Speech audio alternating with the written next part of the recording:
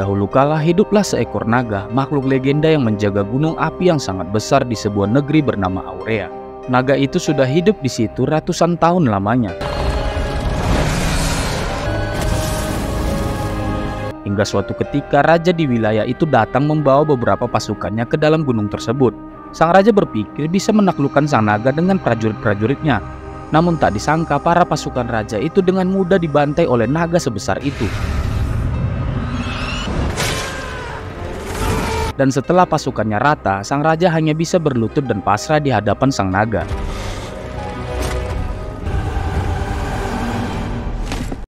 Singkat cerita, beberapa ratus tahun pun berlalu. Diperlihatkan seorang putri cantik bernama Elodie bersama dengan adiknya yang bernama Floria. Mereka berdua baru saja pulang mengumpulkan kayu bakar untuk dibawa pulang. Mungkin agak membingungkan ya, padahal mereka adalah putri raja, tapi malah pergi sendiri mengumpulkan kayu bakar. Hal itu karena negeri mereka sekarang sedang dilanda kemiskinan dan kelaparan, karena sumber daya mereka berkurang semenjak dilanda musim dingin yang panjang seperti ini. Hasil pertanian dan peternakan mereka semua gagal. Jadi mau nggak mau mereka berusaha survive melewati semua ini, termasuk putri raja. Singkat cerita, mereka pun pulang. Ternyata Elodie mendapat kabar kalau dia akan dijodohkan dengan pangeran dari kerajaan besar dan juga kaya raya. Nah, ratu dari kerajaan Aurea mengirimkan surat ke Lord Byport, ayahnya si Elodie ini. Di situ dituliskan kalau mereka ingin menjodohkan putra tunggal mereka dengan putri Elodie. Jelas berita itu pun cukup mengagetkan. Baru aja pulang tahu-tahu udah dapat berita dijodohkan. Awalnya Elodie tidak tertarik dengan perjodohan itu. Namun ayahnya mengatakan mereka harus melakukan ini. Hal itu karena negeri mereka sekarang dilanda kemiskinan. Mereka butuh bantuan dari kerajaan besar seperti itu, agar negeri mereka bisa bertahan melewati krisis sekarang ini. Mendengar hal itu, Elodie pun mengerti dan akhirnya menerima perjodohan ayahnya itu, Wak. Singkat cerita, mereka pun pergi berlayar menuju ke sana. Di kapal, Elodie terlihat masih khawatir, apalagi dia nggak tahu dengan orang seperti apa dia akan dijodohkan. Namun adiknya dan ibunya mencoba meyakinkan Elodie bahwa semua akan baik-baik aja. Setelah perjalanan panjang, mereka pun hampir sampai. Namun mereka melihat ada banyak patung-patung naga yang sangat besar di pintu masuk negeri itu. Dan setelah melewati perbatasan, terlihat negeri yang megah dan sangat luas terpapar di hadapan mereka. Inilah kerajaan Aurea, negeri yang alamnya sangat subur dan kaya raya. Benar-benar berbeda dengan negeri Elodie yang hampir seluruhnya tertutupi oleh salju. Singkat cerita, sesampainya di sana, mereka pun disambut dengan sangat ramah oleh para pelayan raja. Mereka disuruh beristirahat dulu malam ini setelah perjalanan yang cukup panjang, Wak. Karena besok juga mereka akan bertemu dengan raja dan ratu untuk membicarakan perjodohan ini. Kemudian mereka pun mulai diantar ke kamar masing-masing untuk beristirahat. Singkat cerita, keesokan paginya, mereka pun bertemu dengan raja dan ratu negeri Aurea. Wanita ini adalah Ratu Isabel dan suaminya Raja Roderick. Mereka pun diperkenalkan dengan putra tunggal mereka, yaitu Pangeran Henry. Melihat calon suaminya sangat tampan itu membuat Elodie cukup terkesima ya. Dia tidak menyangka pangeran tampan ini adalah calon suaminya. Setelah perkenalan itu, Elodie dan Pangeran Henry pun keluar berjalan untuk saling mengenal. Setelah mengobrol banyak, mereka pun terlihat bisa cukup dekat dan mulai saling suka di sini, Wak. Namun karena ngerasa agak bosan hanya keliling di lingkungan kerajaan, Elodie pun mengajak Henry untuk keluar berkuda bersamanya melihat pemandangan di luar yang lebih indah. Lalu dari atas bukit itu mereka berdua menikmati pemandangan dan saling bercerita pengalaman mereka. Nah, suasana di situ membuat Elodie tampak semakin suka dengan Pangeran Henry. Di sisi lain, terlihat ayah Elodie baru aja keluar dari ruangan Ratu Isabel. Mereka baru aja membicarakan tentang perjanjian dan rencana pernikahan kedua anak mereka itu. Namun ibunya Elodie merasa heran kenapa wajah suaminya itu begitu suram. Padahal semua permintaan mereka yaitu emas dan perak akan diberikan setelah Elodie menikah dengan Pangeran Henry. Lalu di sini ibunya Elodie merasa ada sesuatu yang gak beres. Dia berpikir mungkin suaminya tadi ada salah ngomong pada Ratu saat di ruang rapat tadi. Dia pun berinisiatif untuk mencoba mendatangi Ratu Isabel dan mencoba menjalin hubungan dan saling mengenal sebagai calon besan ya kan. Namun tak disangka respon dari Ratu Isabel sangat sombong padanya. Malah Ratu Isabel menganggap perjodohan ini hanya sebatas transaksi, di mana mereka membutuhkan uang dan kerajaan Aurea membutuhkan mempelai wanita. Ya udah cuman sebatas itu aja. Wah, cukup ngeri ya ucapan itu. Setelah mendengar hal itu, ibu Elodie pun merasa tidak enak dengan semua ini. Dia mencoba berbicara dengan Elodie dan memintanya untuk berpikir ulang soal pernikahan ini. Lah, Elodie pun bingung padahal mereka yang menyuruh Elodie menikah dengan Pangeran Henry. Kok sekarang malah ragu? Kemudian ibunya mengatakan dia punya feeling gak enak. Dan ibunya takut kalau Elodie nantinya tidak akan bahagia setelah menikah nanti. Tak lama kemudian ayahnya datang ke situ dan memotong pembicaraan mereka. Mereka pun mencoba mengalihkan pembicaraan dan kembali ke kamar masing-masing. Singkat cerita, keesokan paginya Elodie pun bersiap-siap dan didandani dengan sangat cantik. Setelah dari situ, Elodie dan Pangeran Henry pun akhirnya secara sah menikah di depan kedua orang tua mereka dan seluruh tamu undangan. Setelah dari situ, ternyata upacara pernikahan mereka nggak cuma sampai di situ. Mereka lanjut lagi menurut kultur dan adat setempat. Mereka akan pergi ke atas gunung untuk melakukan upacara kuno yang biasa mereka lakukan pada mempelai yang baru menikah. Di situ, Elodie tidak begitu tahu tentang upacara itu dan mengikut aja. Singkat cerita, mereka pun sampai ke pintu gua gunung dan sudah ditunggu oleh banyak orang yang menggunakan topeng. Lalu seorang wanita berjubah merah memimpin upacara itu. Dia menceritakan bahwa sejak ratusan tahun, tradisi ini sudah berjalan bertujuan menjalin ikatan kuat antara suami dan istri dan makhluk legenda di tempat ini. Upacara pun dimulai. Kedua mempelai harus mengikat hubungan mereka dengan darah. Dan itu artinya mulai sekarang Elodie berdarah bangsawan dari negeri Aurea, sama seperti mereka semua yang ada di situ. Setelah itu Elodie pun disuruh melemparkan koin emas ke bawah. Dan setelah itu upacara pun selesai. Kemudian Pangeran Henry pun menggendong Elodie berjalan perlahan menuju keluar. Di situ Elodie begitu bahagia tampaknya, Wak. Namun ada yang aneh. Tiba-tiba Henry berhenti dan langsung melempar Elodie ke jurang.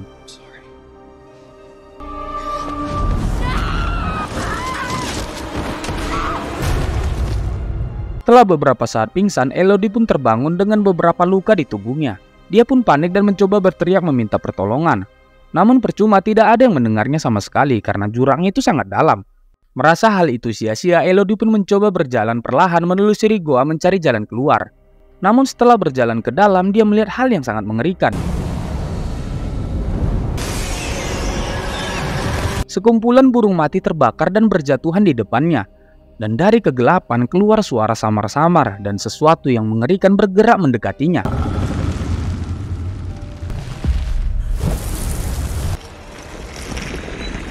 Elodie pun panik dan langsung bersembunyi. Ternyata itu adalah naga yang sangat besar dan kelaparan. Tidak hanya itu, naga itu ternyata bisa berbicara layaknya manusia. Dia mengatakan kalau Elodie adalah tumbal dari kaum manusia yang diserahkan padanya. Karena Elodie memiliki darah bangsawan Aurea. Dan tiba-tiba naga itu menyemburkan api larva yang sangat panas. Elodie pun berlari menghindari dan mencari ruang yang agak sempit agar terhindar dari semburan itu.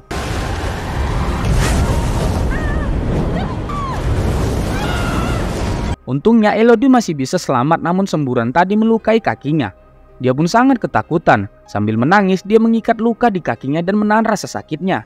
Setelah itu Elodie pun mencoba berjalan lagi, namun goa tersebut begitu gelap. Untungnya dia masih memegang sebuah kalung liontin emas yang dia pakai saat pernikahan tadi. Dia membakar bara api dan memasukkannya ke liontin itu untuk penerangan. Kemudian Elodie pun lanjut perlahan berjalan menelusuri goa itu lagi. Dia berharap menemukan jalan keluar. Namun semakin dijalani, lorong goa itu semakin sempit. Dan sialnya dia pun terpleset dan jatuh lebih dalam lagi.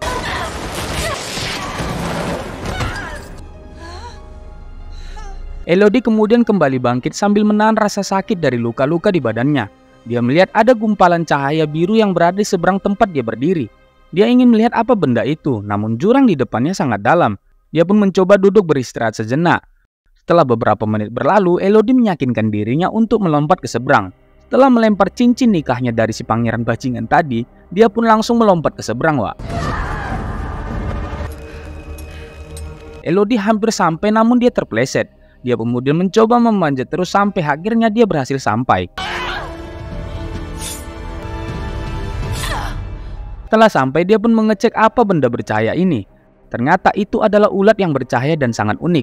Ulat itu mengeluarkan cahaya dari tubuh dan lendirnya yang ditinggalkan. Elodie pun berinisiatif mengumpulkan ulat-ulat itu dan menjadikan sumber penerangan.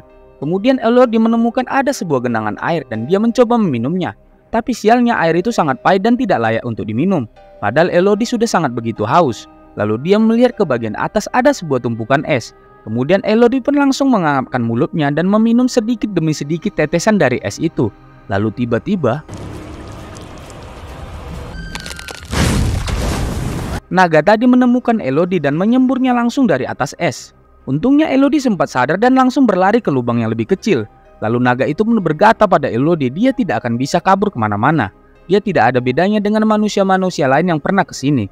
Lantas Elodie pun menyadari kalau ukuran naga itu tidak masuk ke dalam lubang ini. Untuk sementara dia lebih aman di dalam sini, Wak. Apalagi dia melihat ada tulisan yang mengatakan kalau di bawah sini aman dan naga tidak bisa masuk sini. Lalu Elodie membaca isi tulisan yang ada di dinding itu. Setelah membaca, dia pun sadar bahwa tidak hanya dia yang telah menjadi korban dan dilempar ke dalam gua ini. Ada banyak wanita lain sebelumnya yang nasibnya seperti dia juga. Bahkan banyak dari mereka mati konyol di dalam gua ini. Setelah beberapa waktu, Elodie pun sangat kelelahan. Dia pun mencoba untuk tidur sejenak. Lalu di saat tidur, dia pun mulai bermimpi. Dia melihat para wanita-wanita yang menjadi korban tumbal pernikahan di gua ini. Dan sangat banyak dari mereka tersiksa dan mati di sini begitu aja. Sungguh menyedihkan ya, Wak. Lalu salah satu wanita di mimpi itu mengatakan ke Elodie kalau ini semua adalah kebohongan. Kemudian tiba-tiba Elodie pun terbangun. Dia kaget saat melihat ulat-ulat bercahaya tadi berjalan di tubuhnya. Tapi anehnya ulat-ulat itu ternyata bisa menyembuhkan luka bakar dari semburan naga tadi. Dia pun meletakkan ulat itu ke bagian tubuhnya yang terluka. Dan seketika itu luka-lukanya menjadi sembuh. Dan sekarang keadaan Elodie menjadi lebih baik lagi. Namun di sini dia tidak bisa berdiam diri aja dan terus menunggu sampai ajalnya tiba. Dia mencoba membaca kembali tulisan di dinding itu berharap ada petunjuk. Dan benar saja dia melihat sebuah gambar denah yang ada di situ menunjukkan jalan keluar dari gua naga itu, Wak. Harapan baru pun mulai muncul. Elodie dengan tekad kuat langsung bergerak keluar mencari jalan keluar sesuai dengan denah tadi. Setelah berjalan beberapa saat, dia pun akhirnya menemukan jalan keluar menuju ke atas. Namun Elodie harus memanjat dinding kristal yang sangat berbahaya itu. Elodie pun tidak menyerah. Dia mengikat kaki dan tangannya dengan kain dan perlahan memanjat ke atas.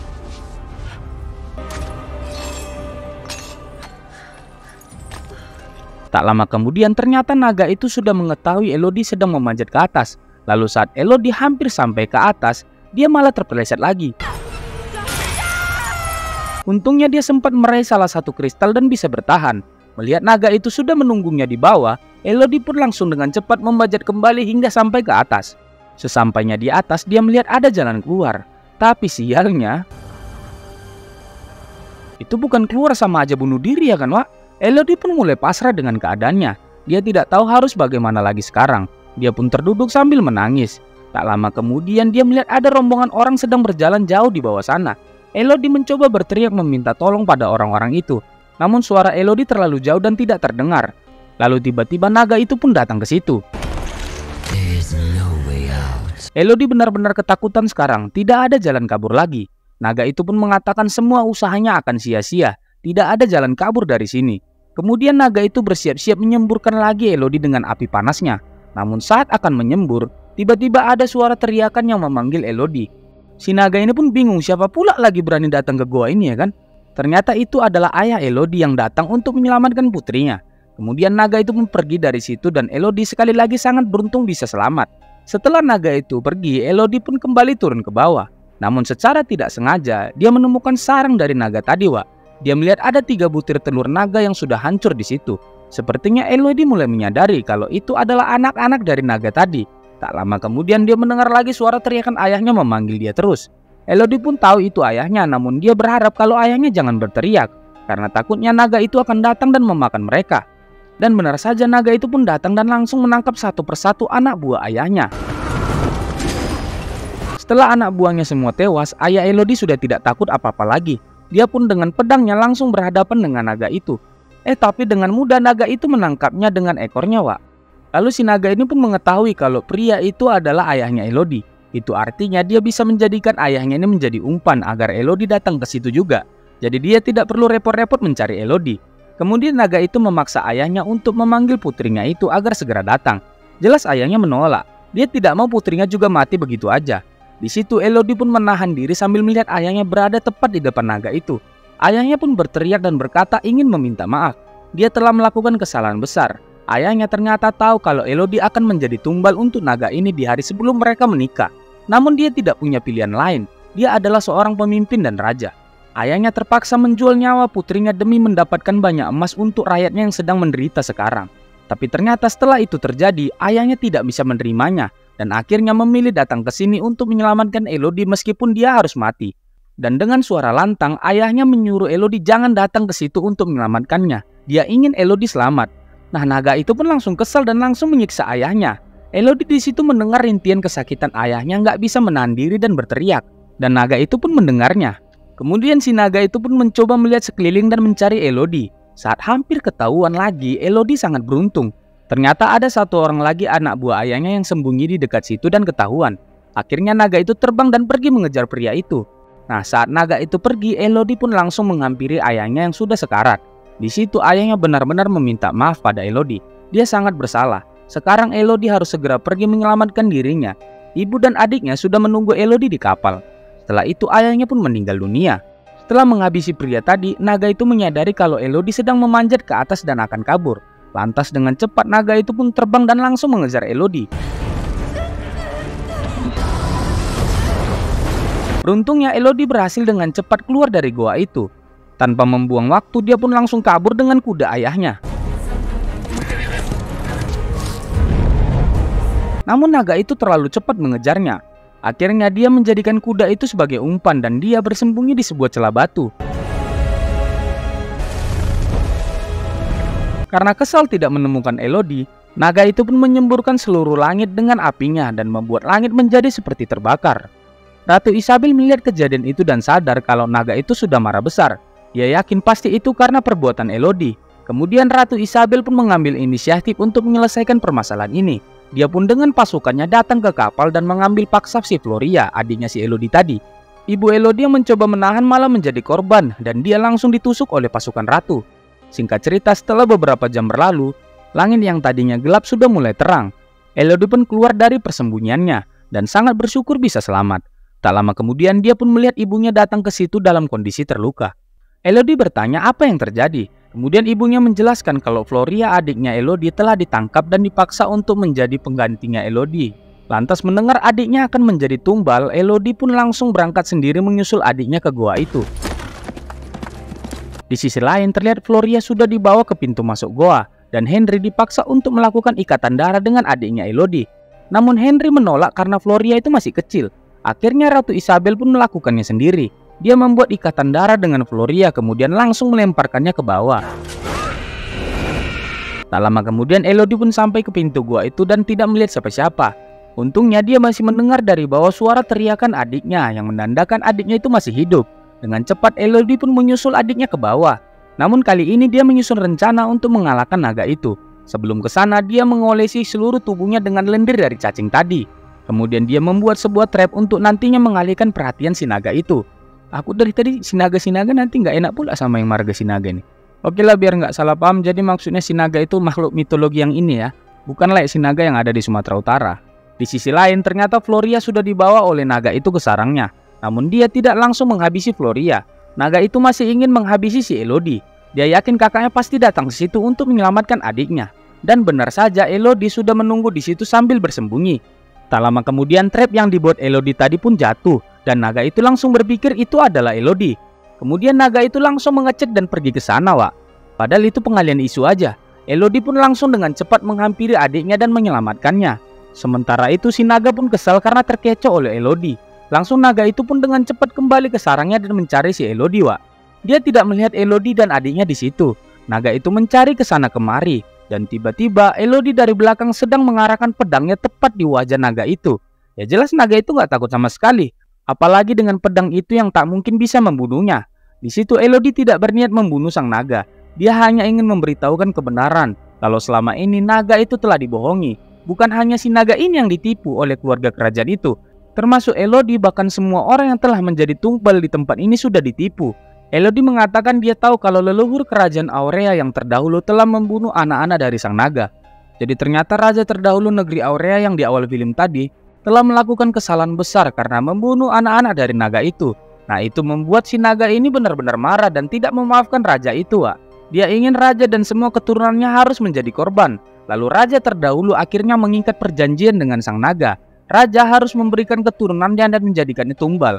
Kalau tidak mau negerinya hancur dibakar oleh naga itu. Nah itulah makanya ritual itu terus berlanjut hingga sekarang. Namun ya naga ini tidak sadar kalau generasi sekarang telah memanipulasi semuanya dengan cara membuat ikatan darah dengan orang lain melalui pernikahan. Agar jangan sampai keturunan asli negeri mereka yang menjadi korban. Begitu kira-kira. Oke lanjut, setelah mendengar penjelasan itu, si naga nggak mau percaya dengan ucapan Elodie dan malah menyerangnya.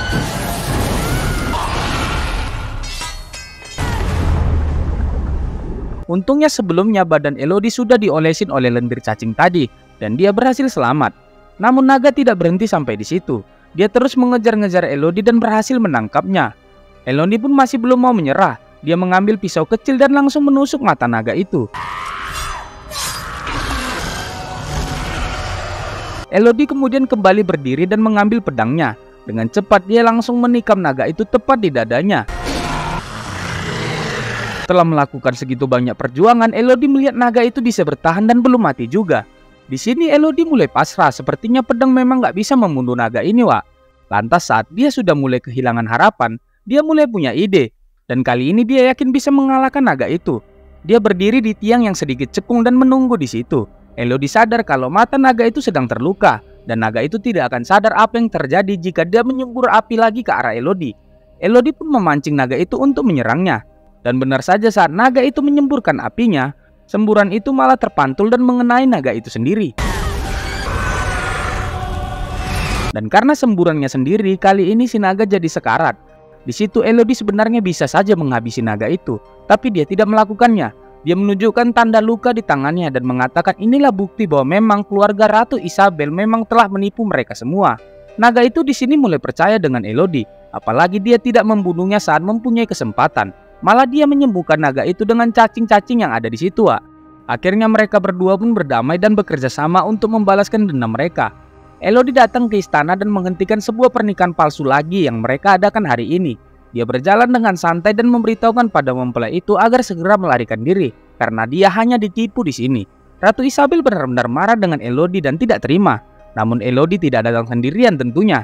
Tak lama kemudian sang naga pun datang ke situ dan menyerang mereka semua habis-habisan.